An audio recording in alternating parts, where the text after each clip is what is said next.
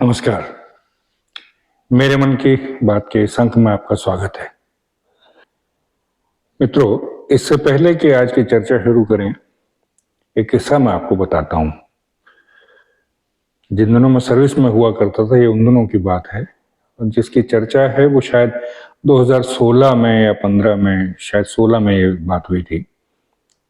मैं एक senior IAS officer के कमरे में बैठा था, जहां एक उन्हीं का बैचमेट एक आईपीएस ऑफिसर भी था। वो आईएएस अफसर मंत्री जी से डांट खाकर आए थे, बहुत भुनभुनाए हुए थे। तो उन्होंने जो है वो कहा कि ये हो गया वो हो गया। उसके बाद उन्होंने कहा कि ये पॉलिटिशियंस क्या जानते हैं, कुछ नहीं आता इनको, देश हम चलाते हैं। एक दूसरे आईएएस ऑफिसर जो वहां उसी समय आए थे, उन्होंने आखिरी का वाक्य सुना कि देश हम चलाते हैं, तो उन्होंने भी उसका समर्थन किया। बोले अदरवाइज हम ना हो, आईएएस ना हो, तो ये पॉलिटिशियंस कुछ नहीं कर पाते, इनके बस का नहीं है देश चलाना। हम ही हैं इस देश के कर्ता धर्ता। आईपीएस ऑफिसर भी मुस्कुरा कर रह गए, चुप रहे। थोड़ी देर बाद उन आईपीएस ऑफिसर ने ही कहा कि सर, आप ही हैं, आईएएस ही है जो चलाते हैं इस देश को, लेकिन इस देश में आईएएस से ऊपर भी कोई है। तो दोनों आईएएस बोले कि हमसे ऊपर कौन है भाई, पॉलिटिशियंस तो हम कह रहे हैं ना, उनको तो कुछ नहीं आता है। बोले नहीं, एक और है। बोले मैं एक बात बताता हूं, 80s में एक हैबस कॉर्पस की एक जो है वो पिटीशन लगी थी सुप्रीम कोर्ट के आगे, जिसमें कुछ आरोप लगे थे पंजाब के एक सीनियर आईएएस ऑफिसर के ऊपर। तो वो सुप्रीम कोर्ट में तलब किए गए। तो उन्होंने जो है वो आए, तो शालीनता से जो है वो पेश हुए जज के सामने। अब जज को, क्योंकि हैबस कॉर्पस जो लगाई थी वो सुप्रीम कोर्ट के ही एक वकील ने लगाई थी, तो उनको तो गुस्सा था कि कुछ तो कहना है। तो उन्होंने जो है वो उनके ऊपर कहा कि ये इतने आईएएस हैं आप, कितने सालों से, आपको मालूम नहीं है कि सुप्रीम कोर्ट में जो है कैसे खड़े होते हैं और कैसे अभिवादन किया जाता है और कैसे वो होते हैं। तो उन्होंने माफी मांगी और दोबारा वो अभिवादन किया, ठीक से खड़े हुए फिर से। तो उसके बाद जज साहब उनकी पगड़ी के लाल रंग पे भड़के, तो ये मैरून कलर की आप पगड़ी पहन के कोर्ट में आ रहे हैं। तो वो सीनियर आईएएस ऑफिसर से, जो कुछ दिनों बाद, कुछ महीनों बाद पदोन्नत होकर के शायद chief secretary of government of Punjab बने थे, उनको माफी मांगनी पड़ी बिना ये जाने कि उनका कसूर क्या था। 2018 में भी एक ऐसे ही एक घटना हुई, जिसमें पटना में एक प्रिंसिपल सेक्रेटरी लेवल के आईएएस ऑफिसर को कोट न पहनने पर जज साहब से सुनना पड़ा। तो भरी कोर्ट में किसी आईएएस की बेइज्जती करना बड़ी आम बात है हाई कोर्ट में और सुप्रीम कोर्ट में। तो ये वो तबका है हाई कोर्ट का और सुप्रीम कोर्ट के न्यायाधीशों का, जो कानून से ऊपर है, जो किसी भी शासन की किसी भी व्यवस्था से ऊपर है। कम से कम ये तो यही मानते हैं। जो घटना है उस पर बात करने से पहले बताऊं कि एक सिंपल सा एक सवाल है कि कॉलेजियम जो है, जो सुप्रीम कोर्ट में है और हाई कोर्ट में है, जो कॉलेजियम है सुप्रीम कोर्ट का, वो कानून के किस प्रावधान के आधार पर बना है, ये आज तक सुप्रीम कोर्ट बताने में असमर्थ रहा है। सेशन कोर्ट से हाई कोर्ट में आना, हाई कोर्ट से सुप्रीम कोर्ट में पदोन्नत होना किसी न्यायाधीश का, किसी जज का, ये कॉलेजियम की जो है अधिकार क्षेत्र में है। किसी की ट्रांसफर इस कोर्ट से उस कोर्ट, इस हाई कोर्ट से उस हाई कोर्ट में करना, ये भी कॉलेजियम का अधिकार है। लेटरल एंट्री के थ्रू किसी एडवोकेट का हाई कोर्ट का जज बनना या सुप्रीम कोर्ट का जज बनना, ये भी कॉलेजियम के अधिकार क्षेत्र में है। लेकिन मूल प्रश्न फिर वही है कि संविधान के या कानून के किस प्रोविजन के आधार पर ये कॉलेजियम बना है या इसकी इतनी जो है वो है इतने अधिकार हैं? कहां से? पहला प्रश्न। अब आते हैं घटना पर। दिल्ली हाई कोर्ट में वो जो हुआ है यशवंत वर्मा जी के यहाँ, वो सबको मालूम है। जले हुए नोट थे जो उस store room, so called store room में पाए गए, बाहर हुए, सब कुछ हुए। 14 तारीख की रात, होली की रात ये घटना हुई।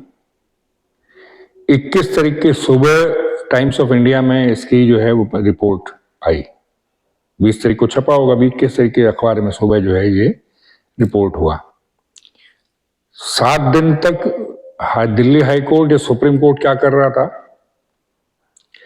17 तारीख को जो दिल्ली हाई कोर्ट के चीफ जस्टिस हैं, उन्होंने अपने प्राइवेट सेक्रेटरी को एक जांच करने के लिए भेजा, प्रिलिमिनरी इंक्वायरी करने के लिए भेजा।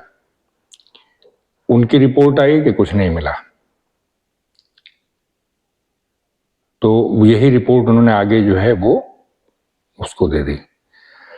कॉलेजियम की बैठक हुई जिसमें कहा गया कि इनको जो है वो ट्रांसफर कर दिया जाए। सुप्रीम कोर्ट, हाई कोर्ट और बाकी कोर्ट्स जो हैं, खासतौर से सुप्रीम कोर्ट का जिक्र कर रहा हूं, कि इन्होंने अपनी सैकड़ों जजमेंट में कहा है कि transfer is not a punishment. स्थानांतरण कोई सजा नहीं है, कोई दंड नहीं है। और ये भी बार बार अपनी जजमेंट्स में कोर्ट्स कहती रही हैं कि किसी दोषी का जो है स्थानांतरण करना जो है वो उसको ठीक नहीं लगता, वो ठीक नहीं है, कई बार कहा है। लेकिन कॉलेजियम ने उसको रिकमेंड किया। हालांकि अब बाद में उनकी सफाई ये आई है कि जी वो 2 सेपरेट मैटर हैं। उनकी ट्रांसफर जो कॉलेजियम ने डिस्कस की है और ये जो घटना हुई है, इनका आपस में कोई तालमेल नहीं है। लेकिन बाद के उससे क्रियाकलापों से, उन्हीं के ऑर्डर्स के, उन्हीं की कमेंट्री से क्लियर हो गया कि इसका उसी से ताल्लुक है। अब मूल प्रश्न ये है कि जब ये जो नोट जले हुए पाए गए, इसकी रिपोर्ट कमिश्नर ऑफ पुलिस तक गई और कमिश्नर ऑफ पुलिस ने दिल्ली हाई कोर्ट के जज को और सुप्रीम कोर्ट के जज को, चीफ जस्टिस को, ये वीडियो और फोटो और रिपोर्ट अपनी दी है। तो ये क्या जज का कोई मिसडिमीनर था, मिसकंडक्ट था जुडिशियल? भाई जुडिशियल मिसकंडक्ट है, आपने जो है वो गलत जो है कानून कोर्ट किया, आपने किसी को बेनिफिट अनड्यू पहुंचाया, इस तरह का कोई एलिगेशन होता तो मिसकंडक्ट, मिसडिमीनर में आता। ऐसा तो कोई एलिगेशन नहीं है, ऐसा तो कोई आरोप नहीं है। घटना है जले हुए नोट पाए जाने की, तो ये क्रिमिनल एक्ट है, आपराधिक है। इस पर इन्वेस्टिगेशन किसको करना चाहिए? पुलिस को, इनकम टैक्स को, ईडी को, जो संबंधित जांच एजेंसियां हैं उनको करना चाहिए।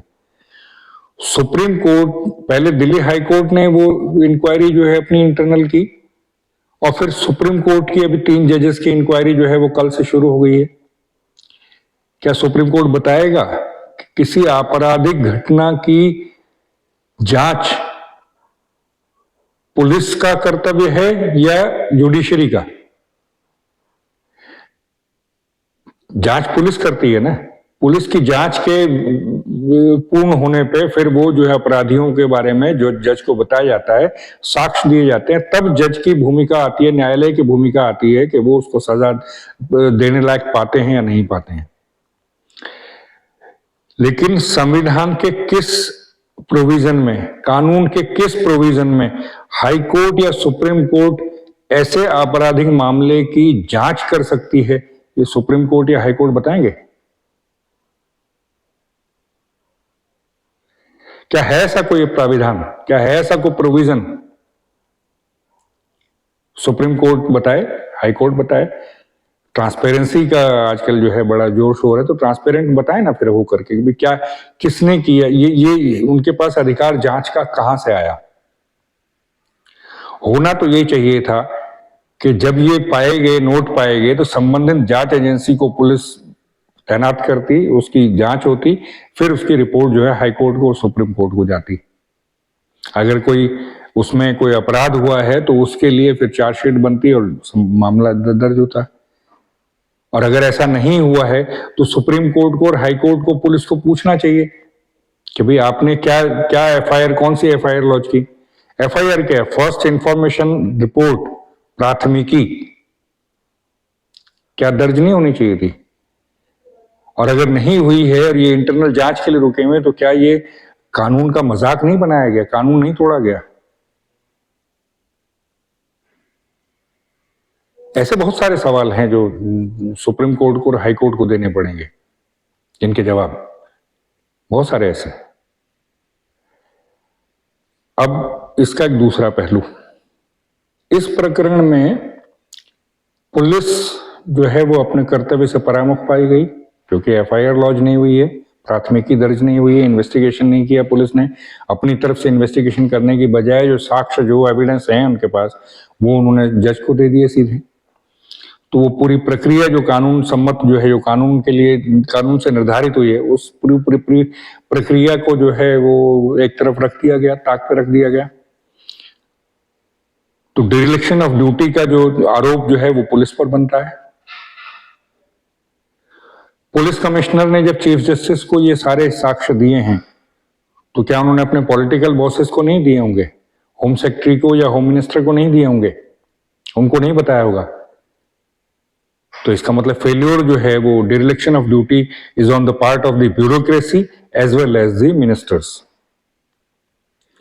पॉलिटिकल क्लास, ब्यूरोक्रेसी और पुलिस, ये तीनों डिरेक्शन ऑफ ड्यूटी के दोषी हैं। क्या ये जवाब देंगे? अब हर आदमी, इस हर जो भी संबंधित पक्ष हैं, चाहे वो मंत्रीगण हैं, चाहे ब्यूरोक्रेसी हैं, या चाहे जुडिशियरी है, सब अपने क्षुद्र निहित स्वार्थों के लिए काम कर रहे हैं, उसी के अनुसार काम कर रहे हैं। जुडिशियरी को अपने जो है वो, जो कानून से बाहर से उन्होंने जबरदस्ती लिए हुए अधिकार हैं, उसकी रक्षा करनी है, अपने जो लोग हैं उनकी रक्षा करनी है, तो वो उस तरह से काम करती हुई दिखाई दे रही है। सच है या नहीं है पता नहीं, यशवंत वर्मा जी जो है दोषी हैं या नहीं है। हो सकता है जो वो कह रहे हैं वो सच हो, लेकिन जो प्रथम दृष्टया है, प्राइमा फेसी जो है, वो तो पता लग रहा है साफ के उनको बचाया जा रहा है, या उनको बचाने की कोशिश की जा रही है, जाने बगैर कि वो दोषी हैं या नहीं है। तो जुडिशरी हो गया। पुलिस क्लियर है कि पुलिस को जो दिन रात जो है, जो वहां कोर्ट में जो है बुला करके डांटा जाता है, उससे वो अपने कर्तव्य, उसकी वजह से वो अपना कर्तव्य एक तरफ रख गई, तो वो थोड़ा सा अपने लिए जो है वो रियायत जो है वो पाने के लिए वो उसकी चमचागिरी कर रही है जुडिशरी की। पॉलिटिकल क्लास तो हमेशा ही वो है। एनजेएसी जो बना था, नेशनल जुडिशियल अपॉइंटमेंट्स कमीशन जो था, जो एक्ट पास हुआ 2014 में, 2015 में सुप्रीम कोर्ट ने उसको जो है निरस्त कर दिया। उसके लिए फिर से शुरू हो गई हैं कोशिशें। जो जगदीप धनखड़ जी जो हमारे उपराष्ट्रपति हैं और राज्यसभा के अध्यक्ष हैं, उन्होंने बड़े जोर शोर से इसको उस तरफ मोड़ दिया है, एनजेएसी की तरफ। एनजेएसी बना था, अगर उसमें कुछ कमियां थी तो उनको पॉइंट आउट किया जाना चाहिए था। आपने एक जजमेंट दे दी जुडिशरी ने, तो पॉलिटिकल क्लास को चाहिए था उसकी दोबारा स्टडी करते, सरकार उसको दोबारा, उसमें जो जो गलतियां पाई गई वो हटा करके दोबारा वो करते।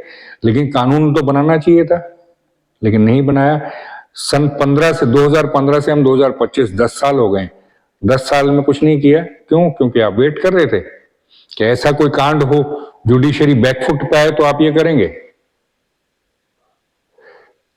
यहां अमेरिका में ये जो पॉलिटिकल क्लास की जो जुडिशरी में जो घुसपैठ है, उसका अगर आप स्टडी करेंगे तो आप हैरान रह जाएंगे। यहां जो अटॉर्नी हैं, डिस्ट्रिक्ट अटॉर्नी हैं, वो इलेक्टेड होते हैं या नॉमिनेटेड बाय गवर्नर होते हैं। दोनों ही केसेस में जो पॉलिटिकल क्लास जो वहां उस स्टेट में रूल कर रही है, या फेडरल जो है वो सेंट्रल गवर्नमेंट में जो राष्ट्रपति हैं वो नॉमिनेट करते हैं, तो वो अपनी ही पार्टी के लोगों को नॉमिनेट करते हैं। उसका नुकसान भी है। एक फेमस केस है जिसमें कमाला हैरिस, जिसमें वो थी कि जॉर्ज सोरोस के बैंक के ऊपर आरोप लगे कि उन्होंने फोरक्लोजर के जो है लिए नियमों को ताक पर रखा, लोगों को बेदखल किया मकानों से। ऐसे 100 से ज्यादा केसेस में कमाला हैरिस ने कहा कि मैं इनके ऊपर केस नहीं चलवा सकती। आम काफी उस पर यहाँ चर्चा हो चुकी है। ये she was at district attorney at that time, state की अटॉर्नी थी उस वक्त। तो वो हो गया। आपके जजेस जो हैं वो भी इलेक्टेड होते हैं या ज्यादातर जगह तो नॉमिनेटेड ही हैं, तो वो अपनी ही पार्टी के लोगों को नॉमिनेट करते हैं। तो उसका रिजल्ट ये है कि जैसे ही 2020 में ट्रंप सत्ता से बाहर हुए, डेमोक्रेट्स ने अपने जज बिठाए, उन्होंने उनको जो है टांगना शुरू कर दिया कोर्ट्स में, उनके खिलाफ ऑर्डर देने शुरू कर दिए। अभी भी ट्रंप हालांकि आ चुके हैं, सत्ता में आ चुके हैं और वो अपने जजेस को ला रहे हैं, लेकिन जो पिछली जो डेमोक्रेट पार्टी के जो वो थे जजेस थे, वो अभी भी उनको उनके सारे ऑर्डर्स को निरस्त किए चले जा रहे हैं। तो ये राजनीति का खेल जुडिशरी में वहां चल रहा है। तो एनजेएसी कहीं यही तो नहीं कर रही थी कि हमारी पॉलिटिकल क्लास को अपॉइंटमेंट्स में, प्रमोशन में जुडिशरी के अगर आपने से दे दी तो क्या वो यही नहीं करेगी? अगर ऐसा कोई सेफगार्ड सुप्रीम कोर्ट रखना चाहती है तो बताना चाहिए था उस जजमेंट में। मैंने जजमेंट पढ़ी है, 4-1 की जजमेंट है। जस्टिस चलमेश्वर ने जो है वो डिसेंट की जजमेंट दी है, लेकिन उन्होंने कॉन्स्टिट्यूशनैलिटी के ऊपर नहीं किया। कॉलेजियम के ऊपर जस्टिस चलमेश्वर ने जो कुछ कहा है, अगर वो पढ़ें आप तो आपको हैरानी होगी कि इतने सख्त शब्द उन्होंने यूज किए कॉलेजियम के ऊपर। तो एनजेएसी जो है वो ये हमारी पॉलिटिकल आज की जो सत्तासीन पार्टी है वो चलाना चाहती है। Check and balance has to be there ना, कोई तो रोके, कहीं रोक रुकावट तो होनी चाहिए। तो इस समय सही टाइम ये है कि अगर जो हमारी सिविल सोसाइटी है वो ये देखे कि जब हमारी ब्यूरोक्रेसी जो है इंडियन एडमिनिस्ट्रेटिव सर्विस से होती है, जो फेडरल है, जो सेंट्रल है, उसके नीचे जो है आपके जो है प्रोविंशियल सिविल सर्विसेज हैं, पीसीएस हैं, वो चल रही हैं। जब ये देश संभालने के लिए भारत का जो कैबिनेट सेक्रेटरी है, जो टॉप मोस्ट पोस्ट है आईएएस के लिए, वो एक सर्विस से आती है। आपके होम सेक्रेटरी, आपके फॉरेन सेक्रेटरी, आपके डिफेंस सेक्रेटरी, आपके सारे सेक्रेटरी जो है आईएएस हैं, वहां से, वो सर्विस से आते हैं। क्या ऐसा ही कुछ जुडिशरी में नहीं किया जा सकता? ये जो कॉलेजियम है, जिसका मैंने अभी कहा कि उसका हमारे संविधान में कुछ शब्द ही नहीं कॉलेजियम नाम का, वो प्राविधान है ही नहीं जिसके तहत ये कॉलेजियम फंक्शन कर रहा है। उस कॉलेजियम पर ये आरोप लगते हैं ना, कि उन्होंने, लगते क्या हैं, बहुत सारे उदाहरण हैं कि जो जस्टिस पहले रहे उनके बेटे जो हैं जज बने हैं। ऐसे आरोप लगते रहे हैं कि जज अंकल सिंड्रोम जो है काम कर रहा है कोर्ट्स में। इससे कैसे बचा जाएगा? इससे बचने का तो एक तरीका ये भी है कि एक सर्विस गठित कर दीजिए, उस सर्विस के रूल रेगुलेशन जो तय कर दीजिए, उस सर्विस को देखने की जो है उसके एडमिनिस्ट्रेटिव जो संचालन जो है उसका, वो सुप्रीम कोर्ट, हाई कोर्ट करे। पारदर्शी तरीके से लोगों की प्रमोशन हो, लोगों की ट्रांसफर हो, लोगों के पनिशमेंट्स हो, सब कुछ पारदर्शी तरीके से रूल और रेगुलेशन का खाका तैयार किया जाए, एक फ्रेमवर्क तैयार किया जाए, उस फ्रेमवर्क के तहत हो सकता है। तो बजाय इसके कि आप ऐसे प्राविधानों के पीछे छुपे जो हैं ही नहीं, जो कानून में हैं ही नहीं, अपना बचाने के लिए, अपने एक मेंबर को बचाने के लिए, या एक ऐसा अधिकार लें जो कानून ने आपको दिया ही नहीं है, जबरदस्ती ले लें, या आप दूसरे जो 3 जो स्तंभ हैं उसमें से आप न्यायपालिका जो है आज की डेट में एडमिनिस्ट्रेशन में भी घुस रही है, न्यायपालिका एग्जीक्यूटिव में भी घुस रही है, पार्लियामेंट वर्क में भी घुस रही है। तो अनधिकार चेष्टा है, वो भी बंद हो जाएगी, या एटलीस्ट बंद होने की वो आरोप तो बंद होंगे कि ऐसा कर रहे हैं। तो इसलिए मेरा मानना तो ये है कि इस वक्त देश को जरूरत जो है वो, ठीक है ये सब कुछ जो चल रहा है, ये ताजा प्रकरण यशवंत वर्मा जी वाला जो है ये तो चल रहा है, लेकिन एक दूसरा वो होना चाहिए कि या तो एनजेएसी में ये सब कुछ करके एक सर्विस का गठन करें, वो सर्विस के थ्रू जो है इंडियन जुडिशियल सर्विस एक गठन किया जाए, उसके हिसाब से हो। या फिर एनजेएसी को उस हिसाब से बनाया जाए कि संविधान का जो फ्रेमवर्क है उसके विदिन वो आकर के काम करे, और किसी एक को न तो उसको जुडिशरी में जो आज जो लोग हैं वो उसको प्रभावित कर पाए, ना उसको जो है पॉलिटिकल क्लास प्रभावित कर पाए, ना उसको ब्यूरोक्रेसी कर पाए। या तो एनजेएसी ऐसा बनाइए, नहीं तो एक जो है वो आयोग बना करके एक जो है वो बना दीजिए, सुप्रीम कोर्ट ही ऑर्डर करके जुडिशियल इंडियन जुडिशियल सर्विस का वो कर दे, रिकमेंड कर दे। सुप्रीम कोर्ट है ना, कर सकती है, रिकमेंडेशन कर सकती है सेंट्रल गवर्नमेंट कि भाई हमारे हिसाब से इंडियन जुडिशियल सर्विस हो जिसमें ये रूल्स हो, जिसमें ऐसे रिक्रूटमेंट हो, जिसमें लेटरल एंट्री ऐसे होगी, जिसमें जो है वो रिक्रूटमेंट ऐसे होगा, प्रमोशन ऐसे होगी, रूल्स ले लें। आपके पास रूल जो है वो दूसरी सर्विसेज के रूल आपके पास स्टडी करने को है, 2 महीने में 3 महीने में वो रिपोर्ट आ जाए, रिकमेंड कर दें, जुडिशियल सर्विस का उसका आ जाए, नेक्स्ट ईयर से उसका एग्जाम कंडक्ट करने से शुरू कर दीजिए। यूपीएससी करती है ना, यूपीएससी कर लेगी। क्या ऐसा नहीं कर सकते हैं क्या? आप भी सोचिए, बताइए कि इसमें जो है मेरी सोच जो है वो कहाँ सही है और कहाँ गलत है। और जो मैं प्रश्न सुप्रीम कोर्ट से और हाई कोर्ट से पूछ रहा हूं कि कॉलेजियम किस प्राविधान के तहत है, या जो आप जांच करवा रहे हैं वो किस संविधान के किस प्राविधान के तहत है, क्या मैं गलत कर रहा हूं? क्या मैं गलत सवाल पूछ रहा हूं? तो आज के अंक में इतना ही, अगले अंक में फिर मुलाकात होगी।